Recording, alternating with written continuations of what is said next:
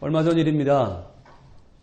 한 공항버스가 안개를 뚫고 지나가다가 이리저리 휘청휘청 움직이다가 앞에 있던 검은색 소나타 승용차를 받아버렸습니다.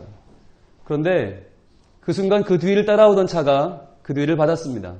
그 뒷차도 그 차를 박았습니다. 그 차 뒷차도 무려 106대가 추돌 했습니다.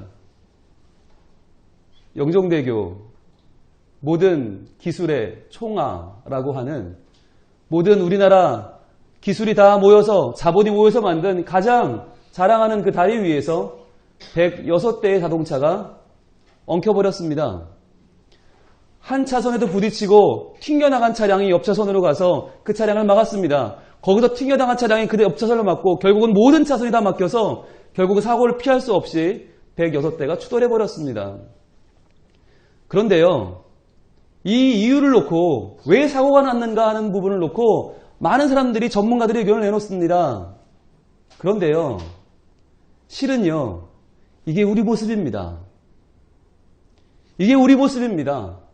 이전보다 더 돈 많이 벌고요, 더 편히 살고요, 뜨거운 물 펑펑 나오고요, 핸드폰 들고 다니면서 어디서든 인터넷을 하지만, 그러나 우리 인생은 가시거리가 10m도 안 되는, 아니 5m, 1m도 볼 수 없는 유한한 인생입니다. 아무것도 알지 못하는 주제에 천지를 만드신 하나님이 어디 있냐고 손가락질하는 오만한 존재가 바로 우리들입니다. 혼자나 죽으면 좋게요? 다른 사람까지 부딪히게 합니다. 부딪히고 부딪혀서 이 사회는 지금 백중추돌이 아니라 천중만중 모두가 추돌되고 있는 사회 아닙니까? 학생들은 입시에 시달리고요. 끊임없이 내몰리고 있고요. 청년들은 스펙 쌓기, 실험 문제, 장년들은 사춘기 아이들 때문에 이것들을 어찌할 수 없어서 고민하고 있고요. 직장에서 내몰리는 사회가 되고요. 가정에서 내몰리는 사회가 되고요. 신앙 공동체가 깨어지고요. 왜 이렇게 되었습니까? 분노 때문에 처음 보는 사람과 말다툼을 하다가 칼로 찌르고 차로 들이받고 이제는 명절이 두려워지는 시대가 아닙니까?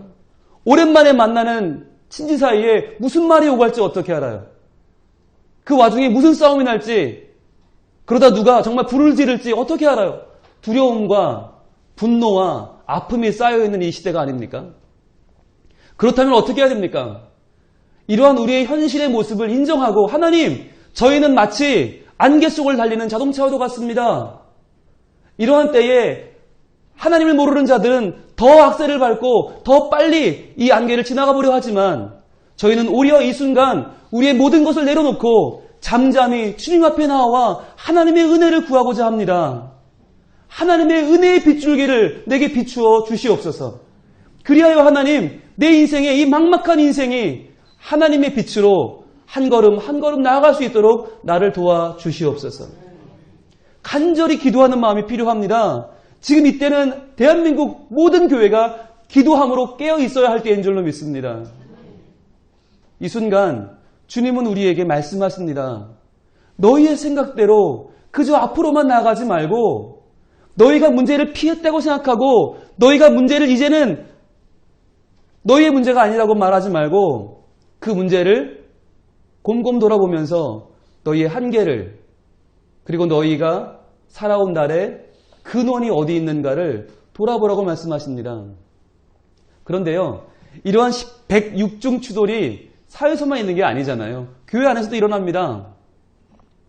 신앙생활을 하면서도 이런 일이 벌어집니다. 왜 그렇습니까? 여러분, 교회 안에서요, 누구를 우리가 좋아하느냐, 어떤 사람들을 존경하느냐라고 물으면 굉장히 의견이 갈립니다. 그런데 어떤 사람이 제일 싫어요 그러면 의견이 하나로 모아집니다. 여러분, 어떤 사람이 싫습니까? 기도는 안 하면서 말만 많은 사람. 하나님과의 관계는 엉망이면서 사람들 앞에서 잘난 체 하는 사람. 자기가 교회 일 다 하는 것처럼 하고 다니는데 하나님과의 관계는 영 메말라 버린 사람. 예배는, 기도는, 찬양은, 진정한 하나님과의 관계는 엉망진창인데 사람들 앞에서는 뭔가 대단한 척, 자기를 과시하는 사람들. 이런 것을 우리는 한마디로 이중성이라고 말합니다. 이런 이중성이 우리를 아프게 하고 상처받게 하고 어떤 때는 정말 교회 나가기 싫다라는 마음도 갖게 해요. 우린 서로에게 이렇게 서로를 추돌하며 서로를 상처를 주고받으며 살고 있어요. 그런데 오늘 본문에는 하나의 이중성이 등장하는데요. 이 이중성은 우리가 지금 말한 이중성과는 정반대예요. 사람 앞에서는 아주 차분합니다. 사람 앞에서는 아주 젠틀합니다. 그런데 하나님 앞에 가면 달라져요. 하나님 앞에 가면 간절히 부르짖는 거예요. 하나님 앞에만 가면 정말 하나님밖에 없다고, 하나님 안 도와주시면 방법이 없다고 간절히 부르짖는 모습이에요. 이러한 거룩한 이중성이 오늘 우리에게 회복될 수 있기를 원합니다. 정말 심각한 문제 가운데 너 근심 걱정 말아라. 주 너를 지키리. 이렇게 아무렇지 않게 말하면서도 주님 앞에 가면 천부여 의지 없어서 주 앞에 옵니다. 주 나를 박대하시면 나 어디 갑니까? 하나님께 붙들고 메어 달리는 인생. 사람들 앞에서 호들갑은 다 떨면서 하나님 앞에 가서는 아무 할 말이 없어서 그저 5분만 기도하면 기도할 게 없고 그저 그 앞에 앉으면 딴 생각과 졸림으로 기도 시간을 채우고 들어가는 그런 연약한 인생이 아니라 사람들 앞에서는 걱정하지 말라고 손을 잡아줄 그 한마디뿐이지만 그러나 하나님 앞에 가서는 30분이고 1시간이고 하루 종일이고 외쳐 부를 줄 아는 그 간절한 거룩한 이중성이 이 시간에 바로 우리에게 임할 하나님의 은혜인 줄로 믿습니다. 오늘 본문은 이렇게 시작합니다. 이 일 후에 이 일은 굉장히 중요한 일이고 유명한 일입니다. 하나님께서 아합 왕이라고 하는 악한 이스라엘 왕 때문에 이스라엘에 기근을 주셨습니다. 근데 그 기근 때문에 누가 피해를 받냐면 바로 위에 사는 시돈 지방의 사르밧 과부가 피해를 입었어요. 아무 죄도 없는데 그 악한 아합 왕 때문에 거기도 기근이 들어온 거예요. 그러자 이제 한 병에 약간 남은 기름, 약간 남은 가루 이걸로 떡 하나 먹고 죽자 하고 있는데 하나님의 사람이 등장을 합니다. 엘리야입니다. 근데 그 엘리야가 말하길 뭐라고 해요? 하나님 말씀에 그 기름과 그 가루로 떡을 만들어 나를 달라는 거예요. 이렇게 말하는 엘리야는 얼마나 기가 막혔겠어요. 그런데 그 말을 듣고 이 여인이 무슨 믿음이 있었는지 모르겠는데 그 떡을 만들어 엘리야를 줍니다. 엘리야가 그것을 먹고 하나님의 말씀대로 그 가정에 복이 임합니다. 어떻게 됐어요? 그 통의 가루가 떨어지지 아니하고 그 병의 기름이 떨어지지 아니하는 거예요. 화수분처럼 계속 일어나는 거예요. 그걸 통해서 이 여인이 뭘 깨달았을까요? 그렇구나. 내가 잘 떡 하나 만들어 자녀에게 줍고 이거 먹고 죽고 나면 우린 그걸로 끝나지만 내가 하나님의 말씀을 신뢰하면 영원히 살아계시는 하나님 그분 말씀 위에 서면 우리 가정은 영원히 하나님의 돌보심을 받을 수 있구나. 그걸 깨달은 것이에요. 그게 이 일 후에예요. 그런데 이 일 후면 어떻게 해야 됩니까? 그런 은혜를 체험했으니까 이제 또 은혜가 임하고 또 은혜가 임해야 되는데 어떤 일이 벌어집니까? 이 일 후에 그 집 주인 되는 여인의 아들이 병들어 증세가 심히 위중하다가 숨이 끊어진지라 이렇게 증거합니다. 기가 막히겠지요? 아니 하나님의 은혜를 입어서 이렇게 살게 되었는데 그 아들이 병들어 죽었단 말이에요.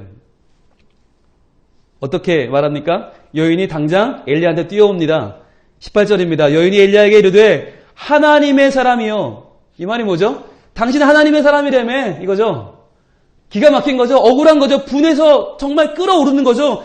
그걸 참을 수 없어 지금 추돌하고 있는 것입니다. 하나님의 사람이라며 당신이 나와 더불어 무슨 상관이 있기로 내 죄를 생각나게 하고 또 내 아들을 죽게 하려고 내게 오셨나이까. 분명히 조금 전에 얼마 전에 먹고 죽으려고 했던 사람들 아닙니까?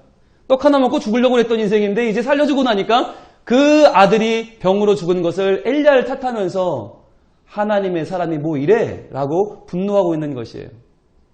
오늘날 우리의 모습이 바로 이렇죠. 하나님의 은혜를 체험해도 문제만 생기면 하나님의 사람이라며 하나님의 은혜라며 그런 게 어딨어? 그딴 게 어딨어? 라고 하면서 분노하고 원망하고 남의 탓을 하고 억울해하는 우리의 모습입니다. 자, 그런데요. 이 여인보다 누가 더 억울합니까? 엘리야입니다.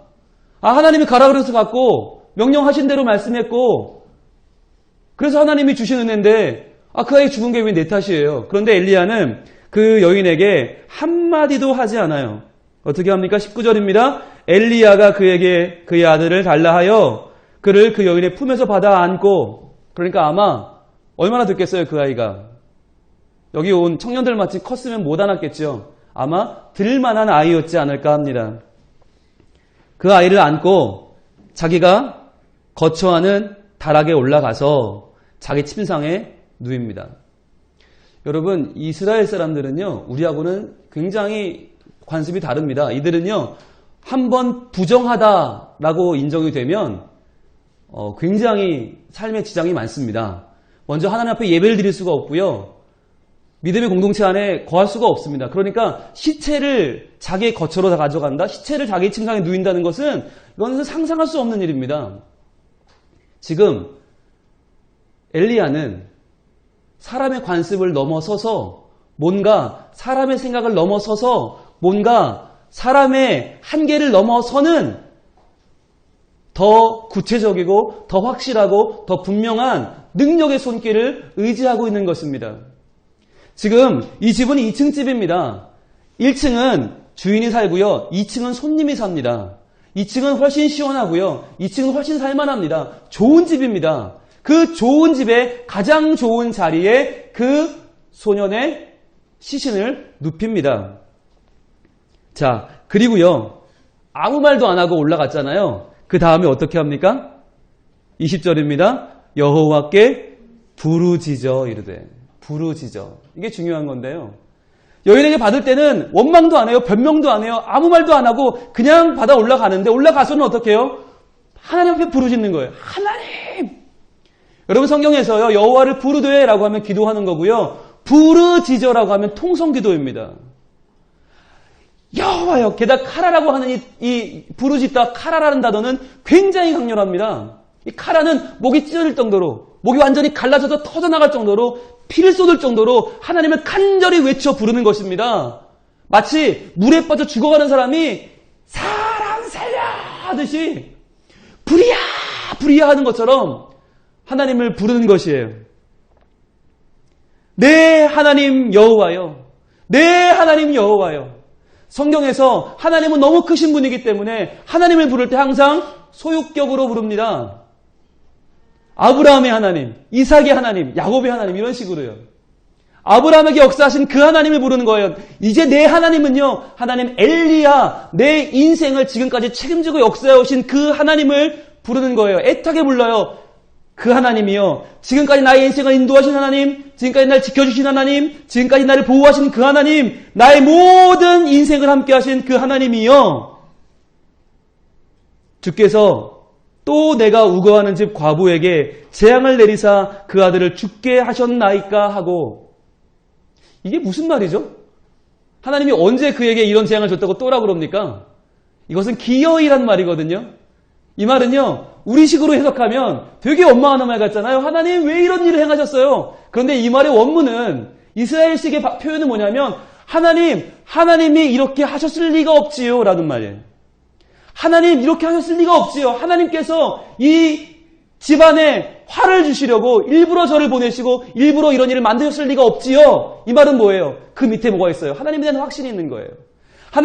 하나님이 죽으려고 했던 이 가정에 저를 보내사 이 가정을 살리시고 가루와 기름을 끝없이 주셨던 것처럼 이번 일도 역시 하나님 은혜 주시고자 하는 하나님의 계획이 있는 줄로 믿습니다. 엘리야는 내 주 하나님, 즉 지금까지 나의 인생을 인도하신 하나님에 대한 믿음이 있었기 때문에 지금 이 문제 하나 때문에 하나님을 포기하지 않는 거예요. 비록 이 문제는 심각한 문제예요. 사람이 죽었어요. 그러나 하나님에 대한 신뢰를 포기하지 않고 하나님이 반드시 이 일을 통해서도 영광 받으시고 반드시 이 일을 통해서도 우리에게 회복의 역사를 주실 거라는 확신을 가졌던 것입니다. 여러분 우리가 문제를 겪잖아요. 문제가 찾아오잖아요. 그런데 그때에 세상 사람들과 다른 이유가 뭐예요? 어디가 다른 거예요? 세상 사람들은 불행이 오고 문제가 닥치면 당연히 원망하고요. 당연히 남 탓하고요. 당연히 욕하고요. 당연히 화를 내요. 당연히 마음에 상처를 입고 어디론가 숨어버려요. 그런데 우리는 뭐가 달라요? 지금까지 나와 함께 하신 하나님이 계셔요. 지금까지 어떠한 문제라도 이겨내게 하신 하나님이 계셔요. 그러니까 그 하나님을 믿기 때문에 우리가 그 문제에 매몰될 수가 없는 거예요. 오늘 청년들이 많이 와 있는데요. 이 청년들이 어떤 청년들인지 아세요? 아마 이들이 고등학생 때 가장 공부 때문에 힘들 때 가장 인생의 갈등 가운데 있을 때 하나님 앞에 나와서 예배한 백성인 줄 믿습니다. 그때 바로 어려울 때 인생의 가장 고비 가운데 하나님 도와주세요 기도함으로 이겨낸 백성들입니다. 그러니까 여기 앉아 있는 거예요. 그때 나의 인생 가장 힘들 때를 함께 하신 그 하나님에 대한 믿음이 있기 때문에 지금 청년이 되어서도 지금 나의 문제와 그 위기를 하나님이 도와줄 거라고 믿기 때문입니다. 엘리야가 오늘 바로 그런 믿음을 가졌습니다. 그래서 포기하지 않는 것입니다. 지금 절망 속에서 빠져서 하나님을 원망해야 마땅한 이때에 그는 포기하지 않습니다.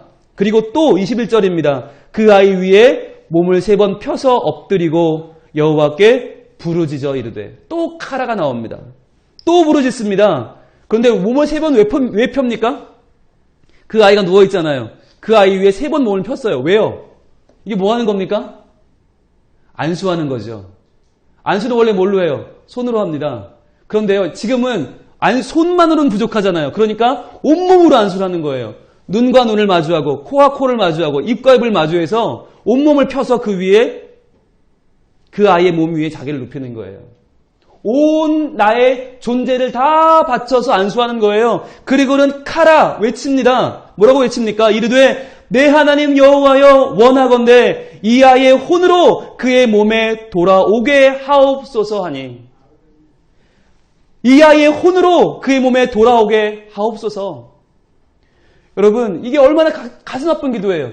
이 아이의 몸은 지금 멀쩡해요. 이 아이의 얼굴도 잘생겼어요. 몸도 건강해요. 너무 멀쩡한데 뭐가 없어요? 혼이 없는 거예요. 오늘날 우리의 모습입니다. 오늘날 현대를 살아가는 우리의 모습, 겉은 너무 멀쩡한데 혼이 빠져버린 거예요. 겉은 너무 다 갖추었는데, 명품으로 아래를 다 발랐는데 너무 괜찮아 보이는데 혼이 없는 거예요. 혼이 죽어버린 거예요.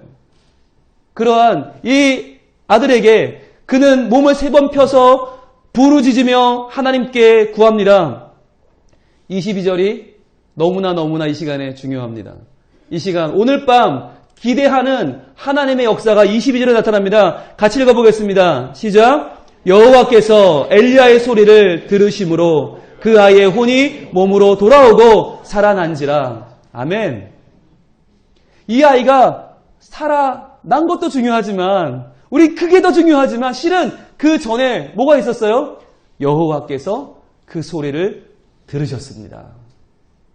들으셨습니다. 우리의 부르짖는 소리는 그저 공중에 흩어 사라지지 아니하고 하나님의 보좌로 상달되어 하나님이 들으시는 줄로 믿습니다. 엘리야는 엘리야니까 들어준 거죠. 나는 나니까 안 듣죠. 아니요. 엘리야도 우리와 성정이 똑같은 사람입니다. 성경은 그것을 강조합니다. 왜요? 오늘날 우리에게도 이 기도의 특권, 부르짖어 기도하는 하나님의 자녀의 특권이 있음을 지금 우리에게 말씀하고 있는 것입니다. 얼마나 기뻐요. 23절입니다. 엘리야가 그 아이를 안고 다락에서 방으로 내려가서 그의 어머니에게 주며 이르되 보라 내 아들이 살아났느니라. 우리 같으면 어떻게 했겠어요? 우리 같으면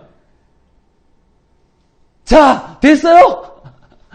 아니 그 말이야 왜 믿음이 없어 그렇게? 하나님이 말이야 내가 그렇게 주었는데 내가 하나님의 사람인데 거봐요 내가 말이야 지금 왜 이런 게 아니잖아요. 거기다 대고 뭘 요란하게 하지 않아. 그냥 보라 내 아들이 살아났다. 그리고 주는 거예요. 하나님 앞에 가서는 카라 부르짖으면서 사람 앞에 와서는 아무렇지 않아요. 자 받으세요. 그랬더니 그 모습을 보고 여인이 뭐라고 해요? 여인이 엘리야에게 이르되 내가 이제야 당신은 하나님의 사람이요 당신의 입에 있는 여호와의 말씀이 진실한 줄 아노라 하니라. 아멘. 우리가 사람들 앞에서 잘난 체 하지 않고 사람들 앞에서 능력 있는 체 하지 않고 사람들 앞에서 젠체 하지 않고 오히려 이 시간 하나님 앞에서 간절히 부르짖고 기도하여 하나님의 응답을 받을 때, 그래서 내 영혼이 살고 내 자녀가 살고 우리 교회학교가 살고 이 사회가 살아날 때 세상은 우리에게 말할 것입니다. 이제야 당신이 하나님의 사람인 것을 알겠습니다. 이제야 당신이 그렇게 예수 믿으라고 하는 그 예수가, 그 하나님이 진실한 분인 줄 내가 알겠습니다. 우리를 인정하고 하나님을 모시고 나아오는 주의 백성이 된다고 하는 것입니다. 이 시간 우리 같이 기도하면 좋겠습니다. 이 시간 기도할 때 여러분, 우리 안에 답답한 그 심정은 과연 무엇입니까? 이 말씀을 들으면서 저부터 마음에 찔려오는 그것은 무엇입니까? 하나님, 제가 정말 기도하는 데 열정을 쏟지 못하고 사람들의 관계에서 더 많은 것을 허비하며 살았습니다. 하나님, 이 시간 내가 사람들 앞에서 잘난 체하고 거룩한 체하는 그 모든 것을 내려놓고 하나님께 부르짖기를 원합니다. 주님, 내 영혼을 살려주시옵소서. 주님, 내 연약한 영혼을 하나님 강건케 하여 주시옵소서. 하나님과의 기도의 관계가 회복되어 하나님 들으시는 기도를 드리는, 하나님 기꺼이 응답하시는 기도의 사람이 바로 내가 되게 하여 주시옵소서. 시간 간절한 마음으로 주여 우리 기도를 회복시켜 주시옵소서. 주여 한 번 외치고 기도합니다. 주여!